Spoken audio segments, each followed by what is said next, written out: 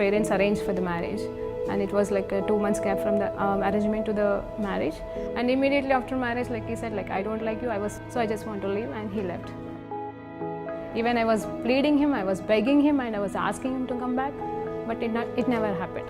If he is not going to come to me, I want to die. That if he is going to be separated from me, I should die. The day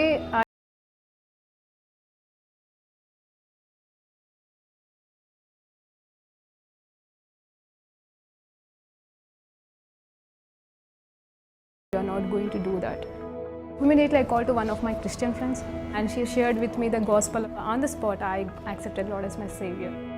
The next moment, I felt free from the burdens and all kind of thoughts, and everything left me. Praise lord అండి. దేవునికి మహిమ కలుగును గాక. ప్రార్థన చేసుకుందాం. పరిశుద్ధ గొప్ప దేవా, నీకు స్తోత్రం, స్తుతి, మహిమ, ఘనత, ప్రభావం చెల్లించుకుంటున్నాం నైనా. ఈ సమయంలో ఉన్న పాటను మీ పాద సన్నిధికి వచ్చుటకు ఈ మధ్యాహ్న కాల సమయంలో మాకు ఇచ్చిన ధన్యతకే వందనాలు. అయ్యా నాయనా తండ్రి, నీ జ్ఞానమును అలాగే నీ జ్ఞాన వివేకమును కలిగిన శక్తిని గురించి మేము నేర్చుకుంటుండగా, అయ్యా నిజమే తండ్రి, నీ వాక్యము చెబుతుంది యేసయ్య. నైనా తండ్రి, నీవైతే మాకు నీ సిలువను గూర్చిన సాక్ష్యం అయితే మాకు శక్తిగా ఉంది, లోకానికైతే వెర్రితనంగా ఉంది అంటున్నావు తండ్రి. అలాంటి నీ జ్ఞానం విషయంలో ప్రభా మమ్మల్ని తండ్రి నడిపించమని యేసుక్రీస్తు నామములో ప్రార్థన వేడుకుంటూ సమర్పిస్తున్నాం తండ్రి. ఆమేన్, ఆమేన్, ఆమేన్. ప్రైజ్ లార్డ్ అండి. దేవునికి మహిమ కలుగును గాక. ఈరోజు దేవాది దేవుడు మనకిస్తున్న వాక్యాంశం ఏంటంటే అండి, జ్ఞానము వివేకమును కలిగిన దేవుని శక్తి, అంటే జ్ఞాన వివేకముల దేవుని శక్తి. మరి దీన్ని ఇంగ్లీష్లో ఎలా చెప్పాలంటే wisdom and knowledge of lord's power. దీన్ని ఏ రీతిగా అంటే జ్ఞానాన్ని ముందు పెట్టిన, వివేకాన్ని ముందు పెట్టిన, దేవుని శక్తిని ముందు పెట్టిన, తర్వాత పెట్టిన, అంటే ఈ మూడింటి విషయంలో దేవుడి గురించి మనం నేర్చుకోబోతున్నామండి. అందరి బట్టి దేవునికి మహిమ కలుగును గాక. మొదటిగా 1 కొరింథీ రాసిన పత్రిక 1వ అధ్యాయం మరి 18, 19 వచనాలతో మనం ఆరంభించుకుందామండి. మరి దేవుని వాక్యము మరి సత్యమే ఉన్నది. ఆ వాక్యంలోకి వెళ్ళి మనం ఈరోజు నేర్చుకోబోతుండగా దేవుడు మీకు నాకు బోధించును గాక. ఆమేన్. మరి ఈరోజు సిలువను గూర్చిన వార్త అంటండి, జాగ్రత్తగా వినండి. సిలువను గూర్చిన వార్త నశించుచున్న వారికి వెర్రితనము, కానీ రక్షించబడుచున్న మనకు దేవుని శక్తి అని అంట.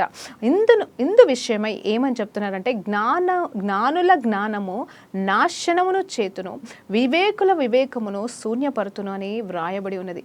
ఇక్కడ ఏం మాట్లాడుతున్నారంటే, మొదటిగా దేవాది దేవుడు మరి పౌలు ద్వారా మాట్లాడుతున్న మాట ఏంటంటే, ఇదిగో ఈ దేవుని శిలువ శక్తి అనేది లోకానికి వెర్రితనంగా ఉంది, కానీ మరి నమ్ముతున్న మనకైతే ఎలా ఉంది అంటే మరి శక్తిగా ఉందండి. అంటే ఆయన గురించిన వార్త, జాగ్రత్తగా వినండి, వార్త, శక్తి కాదు, వార్త, ఆయన గురించిన మాటే అని వినేదే లోకానికి. యేసు ప్రభు అంటేనే వెర్రితనం, పిచ్చి, తిక్క అనుకుంటూ మరి లోకం అనుకుంటా ఉన్నారు, మరి ముఖ్యంగా మరి భారతదేశంలో ఉండి. కానీ నమ్మిన మనకైతే, ఎవరిని? యేసు ప్రభు నిజమైన దేవుడని నమ్మిన మనకైతే ఇది ఏమై ఉన్నదంటే ఆయన శక్తి అయి ఉన్నదండి. హల్లెలూయా, దేవునికి మహిమ కలుగును గాక. ఆయన శక్తితో పాటుగా ఈ జ్ఞాన వివేకములు గురించి దేవుడు ఏం మాట్లాడుతున్నాడంటే, మరి ఈ జ్ఞానం మనకు కలిగితే అది మనకి దీవెన. ఏదండి, ఈ దేవాది దేవుడే నిజమైన దేవుడని, మరి యేసు ప్రభువే నిజమైన రక్షకుడని సత్యం తెలిసిన మనకి ఈ జ్ఞానం మరి మనల్ని దీవింపజేస్తుంది. కానీ ఆ జ్ఞానం లేని వారు లోక జ్ఞానంతో ఉంటారు కదండి చాలామంది. ఆ లోక జ్ఞానం విషయంలో ఇక్కడ మాట్లాడుతున్న మాట ఏంటంటే, దేవాది దేవుడు మాట్లాడుతున్నాడు, జ్ఞానుల జ్ఞానమును నేను నాశనము చేతును, వివేకుల వివేకమును శూన్యపరుతును అని వ్రాయబడి ఉన్నది. అంటే ఆయన చెప్తున్నాడండి దేవుడే, అంటే వారి జ్ఞానాన్ని వ్యర్థం చేస్తాను, వారి మరి వివేకాన్ని వ్యర్థం చేస్తాను అంటున్నాడు. ఒక మాట జ్ఞాపకం చేసుకుందాం. ఈ మధ్య కాలంలో కరోనా వచ్చింది. కరోనాకి మందు లేదు అన్నప్పుడు అందరూ పిరికితనంతో భయపడుతూ బాధపడుతూ ఇక అయిపోయింది లోకం అనుకున్నారు. అదే ఆ మనుషులు ఏం చేశారంటే జ్ఞానంతో, అంటే దేవుడిచ్చిన జ్ఞానమే, కానీ దేవుడిచ్చిన జ్ఞానం అనుకోకుండా వారి సొంత జ్ఞానం అనుకొని మందులు మరి ఏదో ఒకటి తయారు చేసేసి మొత్తం మీద మరి అవుట్ ఆఫ్ డేంజర్ అనే స్థితికి తీసుకొచ్చారని చెప్పేసి మరి అందరూ నమ్ముతున్నారు. అంటే ఇక్కడ ఇంకా ఈ వైరస్కి భయపడాల్సిన అవసరం లేదు, వ్యాక్సినేషన్ అనేది స్టార్ట్ చేశారు, వ్యాక్సినేషన్ వస్తే ఇంకా దానికి ఇంకా ప్రాబ్లం ఉండదు అని ఇలా అనుకుంటున్నారు. అంటే అది ఎవరిది అండి? నిజం చెప్పాలంటే అది కూడా దేవుడిచ్చిన జ్ఞానమే, కానీ అది లోకం నమ్మదు. కానీ అది ఏమనుకుంటున్నారంటే అది మా జ్ఞానము, మేము సాధించాం, మేము ఫస్ట్ మందు కనిపెట్టామని ఒక్కొక్క దేశం వారి గురించి గొప్పగా చెప్పుకున్నారు.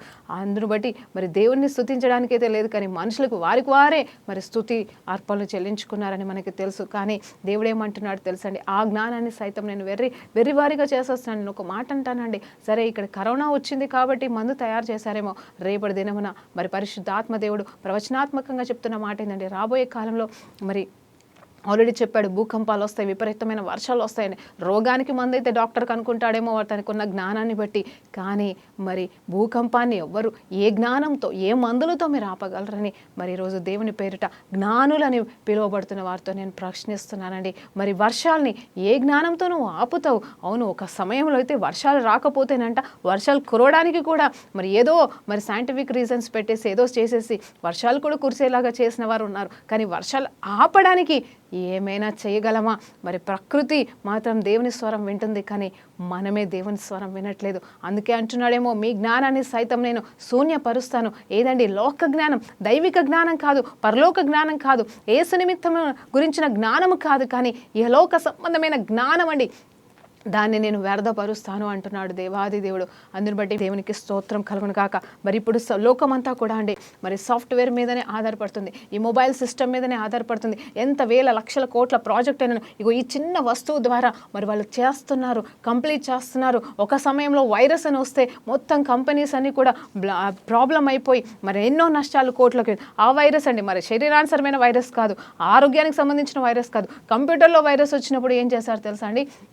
యాంటీవైరస్ అనే ఒక సాఫ్ట్వేర్ని కనుక్కొని ఇంకా ఆ ప్రాబ్లం రాకుండా సొల్యూషన్ తెచ్చుకున్నారు. ఇప్పుడు నేనేమంటున్నానంటే, ఒకవేళ దేవుడికే కానీ కోపం వస్తే ఏదో రకంగా మరి ఆ సాఫ్ట్వేర్ సిస్టమే ధ్వంసం అయిపోతే, వాళ్ళు పెట్టుకున్న ప్లానెట్స్ శాటిలైట్స్ అన్ని నాశనం అయిపోతే ఈ ప్రాజెక్టులన్నీ ఏమైపోవాలా అని చెప్పేసి మరి దేవుని పేరట మీకు మరి ప్రశ్నిస్తున్నానండి. మరి నన్ను నేను కూడా ప్రశ్నించుకుంటున్నాను. ఈ జ్ఞానం అంతా ఒక సమయంలో శూన్యమైపోతే మన పరిస్థితులు ఏంటి? కేవలం మన శరీరము, మన ఆత్మ, మన ప్రాణం మాత్రమే ఈ లోకంలో ఉంటుంది, కానీ ఇంకేది ఉండడానికి వీల్లేదు. కాబట్టి ఉండదు కూడా రాబోయే కాలంలో. అలాంటప్పుడు మనం ఏమి చేయగలమో ఏమీ చేయలేము. కాబట్టి మన ఆత్మని జీవింపచేసే దేవుడే, మన శరీరాన్ని, మన ప్రాణాన్ని కాపాడేది దేవుడే అని సత్యం తెలుసుకొని ఆయన వైపు మనం జీవిద్దామండి. సో ఇప్పుడు ఇంకొక మాట చెప్తున్నాను, జాగ్రత్తగా వినండి. 1 కొరింథీ రాసిన పత్రిక 1:18 నుండి 19 వచనాలు మనం ఇప్పుడు చదివి ఉన్నాం. ఏంటంటే ఈ లోకానికి మరి దేవుని యొక్క స్వార్థ అయితే మరి వెర్రితనంగా ఉందంట. ఎంతటి వెర్రితనం అనేది మనం చూస్తూనే ఉన్నాం. చంపేస్తున్నారు, నరికేస్తున్నారు. ఎందుకు ఆలోచన చేయట్లేదు? ఆ జ్ఞానవంతులే కదా, మరి జ్ఞానం ఉన్నవారే కదా, ఎన్నో తయారు చేస్తున్న వారే కదా, దీనివల్ల వచ్చేది పోయేది ఏమీ లేదు. సరే నువ్వు పట్టుకుంటే పట్టుకో దేవుని, లేకపోతే లేదు అని చెప్పేసి వదిలేయచ్చు కదా. కానీ మత పిచ్చులతో మరి మతం అనే మాటతో మరి దాన్ని పట్టుకొని మరి ఎంతోమంది చేయకూడని తప్పులు చేస్తూ మరి నిజం చెప్పాలంటే అలా చేసినప్పుడు నిజ క్రైస్తవులు ఏం చేస్తున్నారు? భరిస్తున్నారు, మౌనంగా భరిస్తున్నారు. దేవుడు చూస్తాడని భరిస్తున్నారు. కొంతమంది అయితే మరి వ్యతిరేకిస్తున్నారేమో, ఎదురు తిరుగుతున్నారేమో, కానీ అది కూడా దేవుని నామంలోనే వ్యతిరేకిస్తున్నారే, కానీ మరి దేవుని నుండి దూరం అయ్యే వ్యతిరేకన అయితే కాదండి.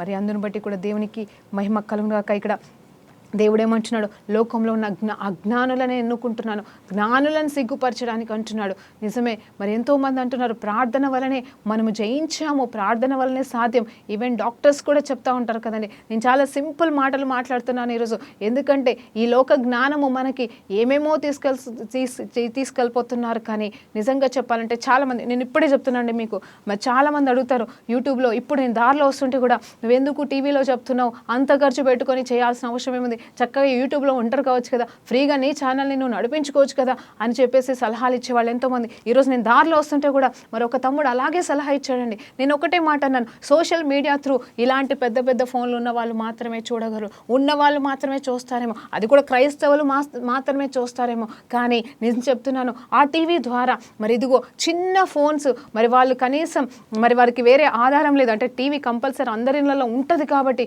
ఆల్మోస్ట్ అందరి ఇళ్ళలో ఉంటుంది. మరి అది లేని వాళ్ళు కూడా ఉంటారు, కాదనట్లేదు. కానీ ఈ టీవీ ద్వారా మరి నేను రక్షణ పొందుకున్నాను కాబట్టి ఈ టీవీ ప్రేక్షకులే నాకు కావాలి. వాళ్ళు చదువు వచ్చిన వారే ఉంటారు, చదువు రాని వాళ్ళే ఉంటారు, వాళ్ళు ఫోన్ కూడా చేయలేని పరిస్థితులు ఉంటారు. వాళ్ళంటి వాళ్ళకి మరి నేను వాక్యం అందించాలని నేను ప్రార్థన చేస్తూ మరి ఈ భారాన్ని మోస్తున్నాను. అంతేకాని నేనేదో ఫేమస్ అవ్వాలి, గొప్ప అయిపోవాలి, జ్ఞానవంతురాలు అయిపోవాలి, అందరూ ఏదో అనుకోవాలని, యూట్యూబ్ల ద్వారా అక్కడిక్కడ పోవాలని కాదు, కానీ ఫేమస్ అవ్వాలని కాదు, కానీ దేవుని కోసం, దేవుని జ్ఞానాన్ని, దేవుని సత్యాన్ని లోకానికి ప్రకటించడానికి, అది కూడా అందని వారికి అందించాలనేదే ఈ తపన అని ఆ అబ్బాయికి చెప్పినప్పుడు, అవునా అక్క నిజమే, మీరు చేస్తుంది కరెక్టే, మీరు చేస్తుంది నిజమే అని చెప్పేసి మరి ఆ అబ్బాయి ఒప్పుకోవడం జరిగింది. నేను ఇక్కడ ఎందుకు చెప్తున్నాను అంటే ఇది అవసరమే ఎందుకంటే ఈ ఫోన్ల ద్వారా మరి ఎన్నో తెలుసుకుంటున్నాం, ఎన్నో మరి అద్భుతాలు జరుగుతున్నాయి. దీని ద్వారా మనము లోకంలో ఉన్నవారైతే లోకానుసరమైన జ్ఞానంతో ఏదేదో వాడుకుంటున్నారు, అవసరాలు తీర్చుకుంటున్నారు,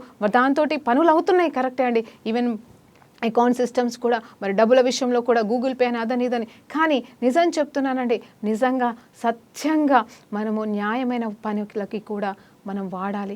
మరి ఇది దేవుడిచ్చిన జ్ఞానమే, మనము మన క్రైస్తత్వాని కోసం మనం వాడితే అది ఎంతోమందికి దీవెనకరంగా ఉంటుందని దేవుని పేరిట మరి మనవి చేస్తున్నాండి. అంటే ఇది నేను యూట్యూబ్ ద్వారానో లేకపోతే సోషల్ మీడియా ద్వారా వెళ్ళడం అనేది తప్పు అని నేను అనట్లేదు, కానీ అది రాంగ్ అని కాదు, కానీ అది నాకు అవసరమా లేదా అది దేవుడు చూసుకుంటాడు. నేను వెళ్ళాల్సిన మీడియా మాత్రం ప్రేక్షకులని మరి అందుకోవడమే, మనుషులని మరి నిస్సహాయ స్థితిలో ఉన్న వారిని రీచ్ అవ్వడానికి ఈ మీడియాని ఎన్నుకున్నానండి. అందుబట్టి దేవునికి మహిమ కలుగుగాక. అయితే జ్ఞానులను సిగ్గుపరచడానికి మరి దేవుడు ఆ జ్ఞానాలను ఎన్నుకున్నాడంట.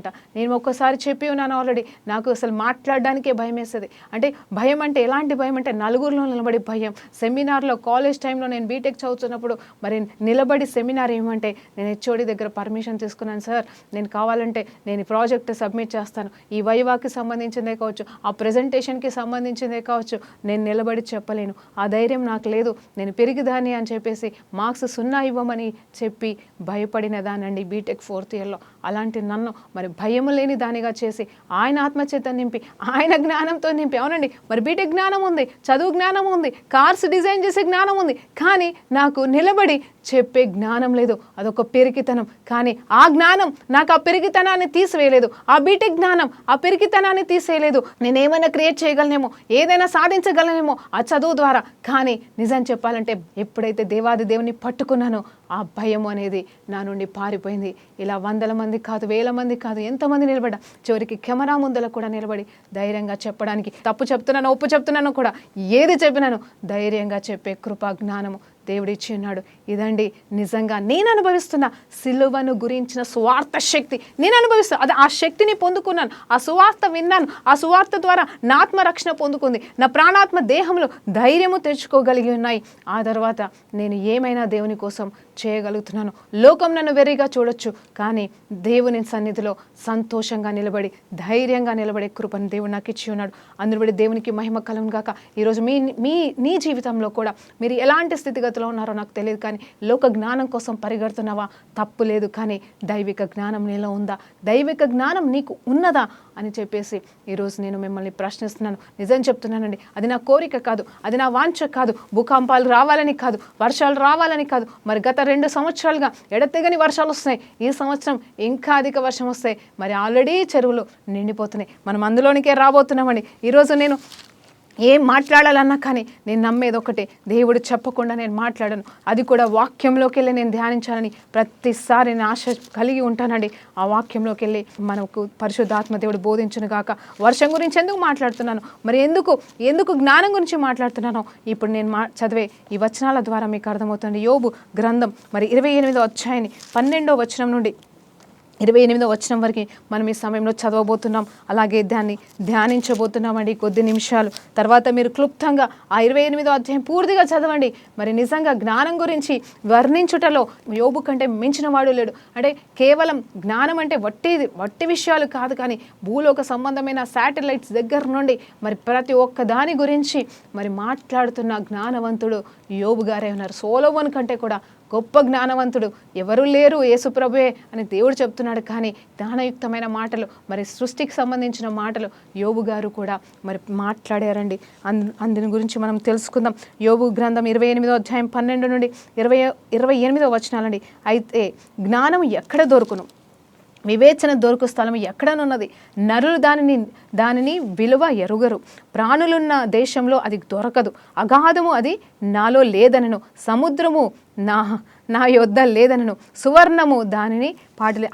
అలా మేము ఒక్కొక్క వచనం చదువుకుంటూ పోతే ప్రతిదీ కూడా, లోకంలో ఉన్న ప్రతిదీ కూడా జ్ఞానం నా దగ్గర లేదంటుందండి. సముద్రం అంటుందంట నా దగ్గర లేదని, సువర్ణం అంటే బంగారం అంటుందంట నా దగ్గర లేదని, ఇదిగో ఇంకా ఏమంటుంది అక్కడ నీలి మేఘాలు అంటున్నాయంట నాకు తెలియదని చెప్పేసి, మరి ఏది కూడా దాని వేళ చెల్లించలేదంట. నువ్వు జ్ఞానము సంపాదించడానికి కెంపులు కానీ కోట్లు కానీ సరిపోవని అక్కడ వాక్యం చెప్తుంది. అంత మాత్రమే కాదు, దేవుడే దాని మార్గమును గ్రహించునని చెప్పేసి ఇక్కడ జ్ఞానం గురించి మాట్లాడుతూ ఉన్నాడు మరి పరిశుద్ధాత్మ దేవుడు. ఆ తర్వాత మొదటి వచనాలు కూడా మనం ఒకసారి చదువుదామండి. మొదటి కొన్ని వచనాలు కూడా ఇక్కడ ఏమంటే, వెండికి గని కలదు, పుటమి వేయటకు సువర్ణమునకును స్థలము కలదు, ఇనుమును మట్టిలో నుండి తీయుటకును, మరి అలాగే రాళ్ళు కరిగించి రాగి తీయుదురు, మనుష్యులు చీకటికి అంతము కలుగజేయుదురు, గాఢాంధకారంలో మరి మరణాంధకారంలోనూ ఉన్న రత్నములను సైతం ఎతుకుతారంట. చూడండి, మరి అదే కదా, మట్టిని తవ్వుతున్నారు, మరి లోయల్ని తవ్వుతున్నారు, మరి ఎక్కడెక్కడైతే సిరి సంపదనలో బంగారం వెండి దొరుకుతుందో, రత్నాలు ఎక్కడ దొరుకుతున్నాయో, మరి సైన్స్ జ్ఞానంతో, జాగ్రత్తగా సైన్స్ జ్ఞానంతో, మరి ఆ కెపాసిటీతో, ఆ మిషన్లతో మరి ఎక్కడ దొరుకుతుంది, ఆ భూగర్భంలో ఇక్కడేం దొరుకుతుంది, ఇక్కడ ఆయిల్ దొరుకుతుంది, అక్కడ అది దొరుకుతుంది, ఇక్కడ బండ దొరుకుతుంది అని క్లియర్గా అది జ్ఞానంతోనండి, దేవుడు చూపించట్లేదు. ఆ జ్ఞానాన్ని వాడుకొని, ఆ సైంటిఫిక్ జ్ఞానాన్ని వాడుకొని, ఇది ఇక్కడ ఉంటుంది అది ఇక్కడ ఉంటుంది అని చెప్పేసి వాళ్ళు తీస్తున్నారు. నేను కాదనట్లేదు. వారు భూమి అంతటా వరకు కూడా సంచరిస్తున్నారంట. చూడండి జాగ్రత్తగా, జనులు తిరుగు స్థలములకు చాలా దిగువగా మనుషులు సొరంగములు త్రవ్వుతున్నారు. మరి ఇదే జరుగుతుంది కదండి లోకంలో. వారు పైన సంచరించడం చేత మరోబడుదురు, అచ్చట వారు మానవులకు దూరముగా నుండి ఇటు అటు అల్లాడుచున్నారు. భూమి నుండి ఆహారము పుట్టును, దాని లోపలి భాగము అగ్నిమయముగా నుండును, మరి దాని రాళ్ళు నీల రత్నము వలె, దానిలో సువర్ణమైనను రాళ్ళున్నవి. మరి ఆ త్రోవ ఏ క్రూర పక్షికి తెలియదు, డేగ కన్నులకు అది చూడలేదు, గర్వము గల క్రూర జంతువులు దాన్ని త్రొక్కలేరు, సింహము ఆ మార్గంలో నడవలేదు, మనుష్యులు స్ఫటికము కంటెను బండను పట్టుకొందురు, పర్వతములో వాటి కుదుళ్ళ సహితము త్రోయబడుదురు, బండలో వారు బాట కొట్టుదురు, వారి కన్ను ఎలా ఉంటుందంటే అమూల్యమైన ప్రతి వస్తువును చూచును, నీళ్లు ఒదిగిపోకుండా వారు జలధారలు కట్టుదురు, మరుగైనను వస్తువైనను వారు వెలుగులోనికి తెప్పించుదురు. మరి అంత మాత్రమే కాదు, అలా జ్ఞానం ఎక్కడ దొరుకునంటాడు. చూడండి, ఇక్కడ మనుషుల జ్ఞానము ఎంతవరకు వెళ్ళిపోయిందనేది వర్ణిస్తూ జాగ్రత్త వినండి. అంటే మనుషులంట సొరంగాలు తవ్వుతారంట, బంగారం ఎక్కడుందో తెలుసుకుంటారంట. ఇది మనుషుల గురించి మాట్లాడుతున్నాడు. కానీ మరి ఆకాశ పక్షులకు కానీ, లేకపోతే క్రూర మృగాలకి కానీ, లేకపోతే క్రూర జంతువులకు కానీ మరి ఆ బంగారము, ఆ వెండి, వీరెతుకుతున్న రత్నరాశులు ఎక్కడుంటాయో ఆ త్రోవలు తెలియదు. కానీ మనుషులకైతే జ్ఞానాన్ని బట్టి ఇదిగో మరి ఎక్కడ ఏమి దొరుకుతుందో వాళ్ళు తవ్వుతూ మరి ఆ నిధులనన్నీ కూడా సంపాదిస్తున్నారని ఇక్కడ వాక్యం చెప్తుంది. ఇంకా ఏం చెప్తుంది అసలు, బండలలో దారులు వేస్తారంట. మరి వేయట్లేదండి, బండలలో మరి తవ్వేసి మరి అండర్ గ్రౌండ్ రోడ్స్ అని, లేకపోతే రైల్వేస్ అని, లేకపోతే ఇంకేదని అన్నీ తవ్వుతున్నారు, మార్గాలు వేస్తున్నారు, ఎన్నో చేస్తున్నారు. ఇదంతా మనిషి జ్ఞానం అండి, దైవిక జ్ఞానం అన్ని నన్ను చేస్తూ ఉన్నారు. అవసరాన్ని బట్టి, అక్కర్ని బట్టి మరి ఎట్లా మంచిదో అది చేస్తున్నారు. అది తప్పని నేను అనట్లేదు. కానీ ఇక్కడ నీళ్ళ గురించి అదే నేను చెప్పాలనుకుంటున్నాను. ఈ 11వ వచనంలో ఏముంది చూడండి, నీళ్లు ఒడిగిలి పోకుండా అంటే దాటిపోకుండా వారు జలధారులు కట్టుదురు అంట. ఏం కడతారంట? డ్యాములు కడతారంట అండి. ఈ భాష మనకేమో అర్థం కాదు, ఈ తెలుగు భాషలు సరిగా ఒక్కొక్కసారి. కానీ ఇక్కడ ఏంటంటే క్లియర్గా వర్షం పడితే మరి ఆనకట్ట కడుతున్నారా, చెరువులు కడుతున్నారా, మరి ఎన్నో రకాలుగా కడుతున్నారు. దేవుడు ఆల్రెడీ చెరువులు ఇవ్వలేదా అండి? ఆల్రెడీ దేవుడు సముద్రాలు ఇవ్వలేదా? వాటికి ఎల్లలు ఇవ్వలేదా? మరి ఎక్కడెక్కడ లోయ ఉండాలో అక్కడ లోయలో పెట్టి, ఆ ఒక ఊరు ఉంటే ఆ ఊరిలో ఎక్కడ చెరువు ఉండాలో ఆల్రెడీ ఆ చెరువుకి మరి నీళ్ళు, వర్షం పడ్డ నీళ్ళన్నీ వచ్చి అక్కడ కుంటలాగా మరి అక్కడ జామ్ అయిపోతాయి. అవసరమైతే అక్కడ డ్యాములు కట్టారు, ఆనకట్టలు కడుతున్నారు. ఇంకా నీళ్ళు ఆపి మనం ఏదో వ్యవసాయం చేద్దామని ఇంకా పెద్ద పెద్దగా మరి ప్రజల మేలు కొరకే జ్ఞానాన్ని ఉపయోగించి నీళ్ళని, వర్షపు నీళ్ళని ఆపేసి మరి మానవుడు ఎన్నెన్నో చేస్తూ ఉన్నాడు. లోపలికి వెళ్ళి కూడా నీళ్లు తవ్వుతూ ఉన్నాడు, ఇంకేదేదో చేసేస్తున్నాడు. కానీ నిజం చెప్పాలంటే ఇదంతా మనిషి జ్ఞానమే, దేవుడిచ్చిన జ్ఞానమే. కానీ ఆ జ్ఞానానికి, ఆ దేవుడిచ్చిన జ్ఞానానికి విలువిస్తున్నారు, కానీ వారి సొంత మనుషులకున్న జ్ఞానాన్ని ఉపయోగించుకుంటున్నారు, కానీ దేవుడికి విలువ ఇవ్వట్లేదండి. ఇది నేను చెప్పాలనుకుంటున్నాను. ఏంటంటే దేవుణ్ణి మాత్రం విలువలేని వాడిగా, వెర్రివాడిగా చూస్తున్నారు. కానీ మరి ఇక్కడ మరి ఆనకట్టలు కట్టడం మంచిదే, తప్పనట్లేదు, వ్యవసాయానికి అవసరమే, మరి నీళ్లు వేస్ట్ కాకుండా మంచిదే. మరి కానీ ఒకవేళ ఎక్కువ వర్షాలు వస్తే ఏం చేస్తారండి? ఆ డ్యాములు కూడా పొర్లి ఏమవుతున్నాయో తెలుసా? మొదటికే మోసం, ఊర్లు మునిగిపోతున్నాయండి. అదే నువ్వు ఆపకపోతే నీళ్ళు ఎక్కడికో పోయి ఎలా పోవాలో అలా పోయేవేమో. కానీ నిజం చెప్పాలంటే ఇప్పుడు అలా ఆపినా కూడా కష్టమే, నష్టమే. అంటే నేనేమంటున్నానంటే దేవుడు ఏది ఇవ్వాలో అది ఇస్తాడు. అందుకే వర్షానికి చెప్పేసి ఉన్నాడు ఆల్రెడీ, నువ్వెంతవరకు కురవాలో అంతే కురువు, నువ్వెంతవరకు రావాలో అంతే చెయ్యి, నువ్వు ఏ కాలంలో రావాలో ఆ కాలంలో రాని. కాలాలకి సైతం ఆయన ఆజ్ఞాపిస్తే ఆ కాలాలు సైతం మాటలు విన్నాయి, కానీ వర్షం సైతం మాట వినింది. చలికాలం సైతం ఎప్పుడు చలి రావాలో ఎప్పుడు చలిపోవాలో అది వింటుంది, కానీ మనిషి మాత్రం వినట్లేదండి. ఈరోజు మీతో ఒక మాట చెప్పాలనుకుంటున్నాను. ఈ లోక జ్ఞానము అంతం అవ్వాల్సిన సమయం చాలా సమీపంగా ఉందండి. నాకైతే దేవుని రాకడా అని మనం అందరి దగ్గర నుండి వింటున్న మాటలే మనకి తెలిసేమో. దేవుని రాకడ గురించి మాట్లాడేంత శక్తి, జ్ఞానము, వివేచన నాకు లేదు. ఆయన వస్తాడనే సత్యం మాత్రం తెలుసు. ఆయన వస్తాడని నేను కూడా బోధిస్తాను, చెప్తున్నాను. కానీ ఎప్పుడు వస్తాడో నాకు తెలియదు. కానీ ఒక్కటి మాత్రం సత్యం అండి, నిజంగా జ్ఞానమంతమయ్యే సమయం, ఆ జ్ఞానమంతా వెర్రితనంగా మార్చే సమయం ఎవరండి? దేవుడే మారుస్తాడంట. మీ జ్ఞానాన్ని వెర్రితనంగా మార్చే సమయం రాబోతుంది. మీ వివేకుల జ్ఞానాన్ని, వివేచనని నాశనం చేసి శూన్యం చేసే కాలం రాబోతుందని నేను నమ్ముతున్నాను. దేవాది దేవుడు చెప్తున్నాడు. అంతే కదండి, ఏదైనా ప్రాబ్లం వచ్చినా అన్నీ మొదటికే మోసమైపోతాయి. మొత్తం వర్షం కుమ్మరి. ఇప్పుడు నేను ఆల్రెడీ చెప్పాను, అందుకే లాస్ట్ 2-3 సంవత్సరాలు బీభత్సమైన వర్షాలు వచ్చాయి. ఆల్రెడీ చెరువులు, కుంటలు, డ్యాములు అన్నీ నిండిపోయి ఉన్నాయి. ఏ నీళ్ళు ఎక్కడికి పోవాలో తెలియని పరిస్థితి. ఇంకొంచెం వాన వచ్చిందంటే ఇంతే సంగతులు అన్నట్టుగా మరి పరిస్థితి ఉంది. మరి ఇప్పుడు వర్షాకాలం మళ్ళీ వస్తుంది. అప్పుడు ఏంటి పరిస్థితి అనేది? ఈసారి ఎండలు బాగా కొట్టాలని కోరుకోండి. అదొక ప్రాబ్లం. ఎందుకంటే అలానన్నా నీళ్ళన్నీ ఆవిరి వెళ్ళిపోతాయేమో, తర్వాత మళ్ళీ వర్షాకాలం వస్తే నిండుతుందేమో. ఎండాకాలమే ఉండట్లేదు, ఎక్కువ చలికాలము ఉండట్లేదు, కాలాలు మారిపోతున్నాయండి. మీరు గమనిస్తున్నారు లేదో? ఇదే రాకడికి మరి సూచనలని కూడా వాక్యం చెబుతుంది. కాలాలు కూడా అతీతమైపోతున్నాయి. అంటే దేవుడికి లోబడట్లేదని కాదు, వాక్యానికి మరి ఆ కాలాలు లోబడుతున్నాయి. ఒక టైం వస్తుంది, కాలాలు మరి మారిపోయే సమయం వస్తుంది. మారిపోయే సమయం వచ్చిందండి. అందుకే అవి తెలుసుకుంటున్నాయి, ప్రకృతి తెలుసుకుంటుంది, వర్షాకాలం తెలుసుకుంటుంది, శీతాకాలం తెలుసుకుంటుంది. మనము సమయం ఇప్పటిదాకా ఒకలాగా చేసాము, ఒకలాగా పని చేసాము, ఇప్పుడు మనము పనులు మార్చాల్సిన సమయం వచ్చింది, మన సమయం దగ్గరకు వస్తుందని అవి వింటున్నాయి. వాటి ప్రకారంగా మనుషుడు మాత్రం అర్థం చేసుకోవట్లేదు.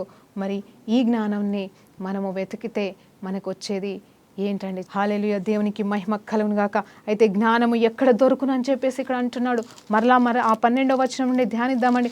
మరి ఎక్కడ దొరుకును, ఎక్కడెక్కడ దొరుకుతుంది అని కూడా మనం వెతికితే ఎక్కడా లేదని చెప్తున్నాడు. వివేచన ఎక్కడ దొరుకును? నరులు దాన్ని విలువనే తెలియదంట. చూడండి, వెల కట్టడానికి కూడా లేదు. కానీ మరి అదే ఎవరైనా ఏదైనా సంపాదిస్తే మరి ఏదైనా ఇన్వైట్ చేస్తే మాత్రం నిజం చెప్పాలంటే లక్షల కోట్లు ఇస్తున్నారు, దానికి వెల కడుతున్నారు, కరెక్టే, కాదనట్లేదు.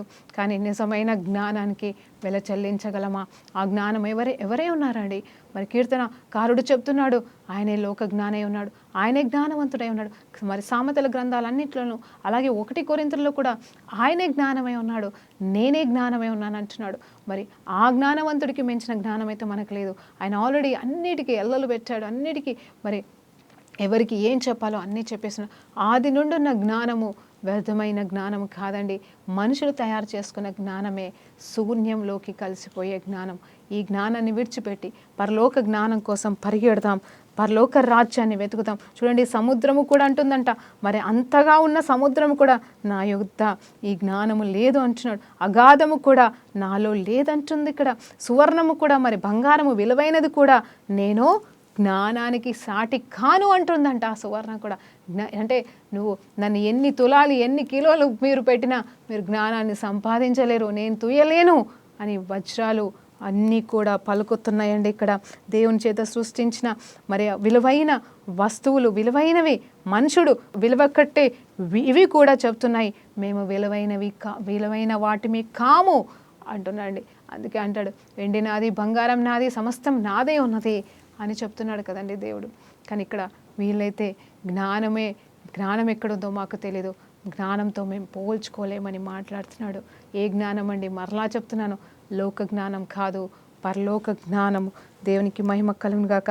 నేను ఈ మధ్యలో చాలా ఆశ్చర్యపడిన విషయం ఏంటంటే, అందరికీ తెలిసిన విషయమే, బీటెక్ చేస్తారు అంటే ఎడ్యుకేషన్ ఓకే అండి, బాగుంది, చదివితే సరిపోదు, ఇంకేదో సాఫ్ట్వేర్ నేర్చుకోవాలంట.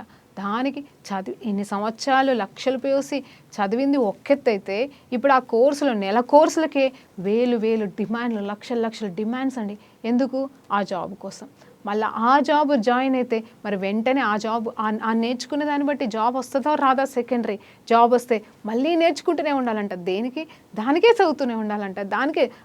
దానికే చదువుకుంటూ పోతూ ఉంటే ఇంకా లోక జ్ఞానంలోనే బ్రతుకుతే, ఆ సంపాదన అనే జ్ఞానంలోనే జీవిస్తే ఇంకా నువ్వు దేవుని జ్ఞానాన్ని సంపాదించేది ఎప్పుడు? అందుకే నాకు చాలా సంతోషం వేస్తుంది. ఎవరైనా సరే దేవుని సేవలో, దేవునిలో ఉండి నిజంగా లోకానుసారమైన పనులు చేసుకుంటారు, అలాగే దేవునిలో ఉంటారు, వాళ్ళు నిజంగా ధన్యులండి. ఎందుకంటే దాన్ని బ్యాలెన్సింగ్ చేసుకుంటూ బ్రతుకుతారు. కానీ చాలామంది హిందూస్ ఉంటారు, వాళ్ళకైతే అసలు దేవుని జ్ఞానం గురించి తెలియదు. అంటే హిందూసే కాదు, క్రిస్టియన్స్ కూడా ఉన్నారు. నేను వాటికి దూరం అని చెప్పేవాళ్ళు కూడా ఎంతోమంది. ఎవరికండి దూరం? దేవుడికి, దేవుని సమయానికి, బైబుల్కి, ప్రార్థనలకి, ఇలాంటి వాటికి. ఈ పాస్టర్ ఆ పాస్టర్ అంటే కూడా తెలియదు అనేవాళ్ళు. మేము వాటికి దూరం, మాకు తెలియదు, మేము లోకంలోనే ఉన్నాం అని చెప్పేవాళ్ళు ఎంతోమంది ఉన్నారండి యవ్వనస్తులు. నిజంగా వాళ్ళందరినీ బట్టి మనం ప్రార్థన చేయాలి. ఎప్పుడేం జరుగుతుందో తెలీదు. ఇవన్నీ జరిగితే బాగుండని నేను కూడా కోరుకుంటున్నాను. ఏ ప్రళయాలు రావడం కాదు, ఏదో కాదు, కానీ నిజంగా ఈ సాఫ్ట్వేర్ అంతా ధ్వంసం అయితే బాగుండు అనిపిస్తుందండి. నిజంగా చెప్తున్నాను, అది నా కోరిక కాదు. కానీ అలాగైనా సగం మంది మరి అడుక్కని తింటారని కాదు, కానీ కాకపోతే వాళ్ళ వాల్యూ ఏంటో, మనిషి వాల్యూ ఏంటో, దేవుని వాల్యూ ఏంటో తెలుసుకుంటారేమో అని ఆశ కలిగి ఉన్నానండి. సాఫ్ట్వేర్ వాళ్ళని నేను తిట్టట్లేదు, అలాగే జ్ఞానవంతులను నేను తిట్టట్లేదు, టీచర్స్ని నేను తిట్టట్లేదు. కానీ ఒకటి చెప్తున్నానండి, నిజమైన జ్ఞానవంతుడు దేవుడే. ఆయన జ్ఞానం కోసం బ్రతుకుతాం. ఈరోజు మనం ఏం నేర్చుకున్నామంటే ఇదే మాట, అందులోనే మనకి నిజమైన శక్తి ఉంది, జీవించగలే కృప ఉంది. మళ్ళీ చెప్తున్నానండి, నా జీవితమే పెద్ద ఉదాహరణ. నేను అనుభవించింది చెప్తున్నాను, అనుభవించిందైతే నేను చెప్పలేను. నాకు చాలా ఆస్తి ఉండిందండి, కోట్ల ఆస్తి ఉండింది, కానీ నా జీవితాన్ని సరిచేయలేకపోయింది. పెద్ద హయ్యర్ స్టడీస్ ఉన్నాయి, నా జీవితాన్ని బాగు చేయలేకపోయింది. చచ్చిపోవాల్సిన నాకు ఏ దేవుడు కూడా దిగొచ్చి నాకు ధైర్యం చెప్పాలా, ఓదార్పేలను బ్రతకని చెప్పలేదు. కానీ నేను తెలియని నా దేవుడు, నాకెవరో తెలియని ఆ పేరే తెలియని, నాకు అవునండి పేరే తెలియని వారు ఎంతోలో ఉన్నారని పాటలు పాడతారు క్రైస్తవులు. నిజంగా చెప్పాలంటే యేసు ప్రభు పేరు మాత్రమే తెలిసి ఆయన గురించి ఏమీ తెలియని నా దగ్గరికి ఆయన వచ్చి ఆయన జ్ఞానంతో నింపి, ఆయన సత్యంతో నింపి, నేనున్నాను, ఉన్నవాడను, అనువాడను, నీకు తోడే ఉంటానని మాట్లాడి చనిపోవాల్సిన నన్ను బ్రతికించుకున్నాడండి. అది నిజమైన జ్ఞానం.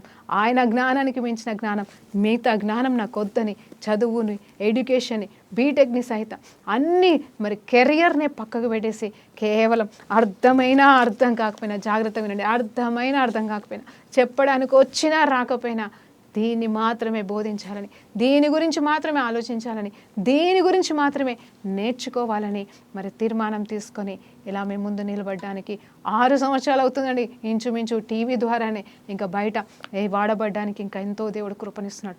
అందుని బట్టి దేవునికి మహిమ కలుగును గాక. మరొక్కసారి ప్రార్థన చేసుకుందామా? ఏమని అంటే, దేవా నిజమే, ఈ లోక జ్ఞానం మనకి జీవించడానికి అవసరం అండి. నేను అది నాశనం అయిపోవాలని కోరుకోవడానికి కాదు, కానీ పరలోక జ్ఞానము, దేవుని జ్ఞానము, మరి ముఖ్యంగా ప్రేమ అండి. మళ్ళా చెప్తున్నాను, అన్నిటికీ మించిన ప్రేమ, ఇతరుని ప్రేమించడం, ఇతరుని క్షమించడం, ఇతరుల కోసం బ్రతకడం, దేవుని కోసం జీవించడం అనేది అది ఇంకా సంపూర్ణమైన జ్ఞానం.